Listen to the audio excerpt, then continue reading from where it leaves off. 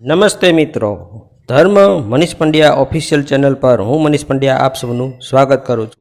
મિત્રો, આસો માસની પૂનમ એટલે કે આસો માસની પૂર્ણિમાને શરદ પૂર્ણિમા તરીકે ઉજવવામાં આવે છે। તેના બીજા નામો પણ છે। તેને રાસ પૂર્ણિમા, કોજાગરી પૂર્ણિમા, કૌમુદી વ્રત વગેરે નામો વડે પણ ઓળખવામાં આવે છે। આ દિવસની રાત્રિ આકાશમાં ચંદ્ર 16 કળાએ ખીલે છે। વળી આ દિવસે ચંદ્ર પૃથ્વીની સૌથી નજીક પણ હોય છે। શરદ પૂર્ણિમાએ ચંદ્રના કિરણો પૃથ્વી પર અમૃત વરસાવે છે। શરદ પૂર્ણિમાની પૂજા વિધિ: વહેલા ઉઠી સ્નાન કરી સ્વચ્છ વસ્ત્રો ધારણ કરવા, બાજોઠ પર લાલ અથવા પીળું વસ્ત્ર પાથરીને તેના પર વિષ્ણુજી અને માતા લક્ષ્મીજીની છબી અથવા મૂર્તિ સ્થાપિત કરવી, દીવો અગરબત્તી પ્રગટાવી અક્ષત, કંકુ, ફૂલ, નૈવેદ્ય, સોપારી, તાંબુલ, દક્ષિણા વગેરે અર્પણ કરવા, હાથમાં ગંગાજળ લઈને પૂજા અને ઉપવાસનો સંકલ્પ લેવો, રાત્રે વાસણમાં ખીર અથવા દૂધ પૌવા લેવા અને ચાંદનીમાં ચાળણીથી ઢાંકીને રાખી દેવા।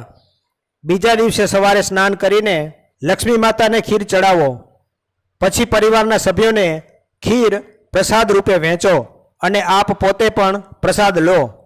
આમ કરવાથી જીવનમાં સુખ, સમૃદ્ધિ અને સારું સ્વાસ્થ્ય મળે છે।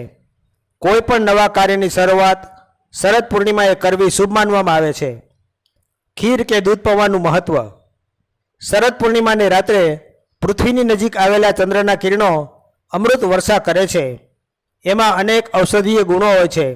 આ કારણે જ અગાસીની ખુલ્લી હવામાં રાખેલ દૂધ પૌવા કે ખીર ખાનાર વ્યક્તિનું સ્વાસ્થ્ય સારું રહે છે।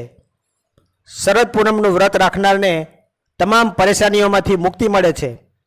આર્થિક સમસ્યાઓ માતા લક્ષ્મીજીની કૃપાથી દૂર થાય છે।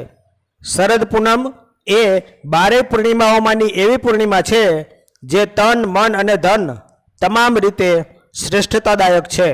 શરદ પૂર્ણિમા વિશે એવું પણ કહેવાય છે કે ભગવાન શ્રી કૃષ્ણ ગોપીઓ સાથે રાસ રમ્યા હતા એ રાત્રિ શરદ પૂર્ણિમાની જ રાત્રિ હતી।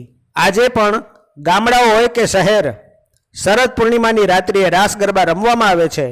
શ્રીમદ ભગવદ્ ગીતામાં એવો ઉલ્લેખ થયેલો છે કે ભગવાન શ્રી કૃષ્ણએ શરદ પૂનમની રાત્રે સુંદર વાંસળી વગાડી હતી અને બધી જ ગોપીઓ સાથે ભગવાન શ્રી કૃષ્ણ રાસ રમ્યા હતા। આ મહારાસ રમવા દેવાધિદેવ મહાદેવ પણ ગોપી બનીને આવ્યા હતા। એક એવી પણ ધાર્મિક માન્યતા છે કે શરદ પૂનમની રાતે દેવી લક્ષ્મી પૃથ્વીલોક પર આવે છે અને પોતાના ભક્તો પર અન્ન અને ધનની વૃષ્ટિ કરે છે। બીજી ધાર્મિક માન્યતા મુજબ શરદ પૂર્ણિમાએ માતા મહાલક્ષ્મી સમુદ્રમાંથી પ્રગટ થયા હતા। જે વ્યક્તિ આ દિવસે લક્ષ્મી માતાજીની પૂજા કરે છે તેને જીવનમાં ક્યારેય ધન ધાન્યની કમી આવતી નથી। સુખ, સમૃદ્ધિ અને સંપત્તિમાં વધારો થાય છે। આ સમયથી ચંદ્રમાં 16 કળાએ સજ્જ થઈને પૃથ્વી પર અમી કિરણો વરસાવશે। પૂજા પછી ખીરને કે દૂધ પૌવાને ખુલ્લા આકાશ નીચે રાખી પ્રસાદ લેવો, જે ઔષધીય ગુણોયુક્ત અને શીતળતા પ્રદાન કરનારો હશે, જેનાથી તંદુરસ્તી સારી રહેશે અને બીમારીઓમાંથી રાહત મળે છે। તો મિત્રો, જો આપને આવા વિડીયો પસંદ હોય, આપને આવી ધાર્મિક વાર્તાઓ, પ્રસંગો સાંભળવા ગમતા હોય તો આ ચેનલને લાઈક, શેર અને સબસ્ક્રાઈબ કરજો। ધન્યવાદ।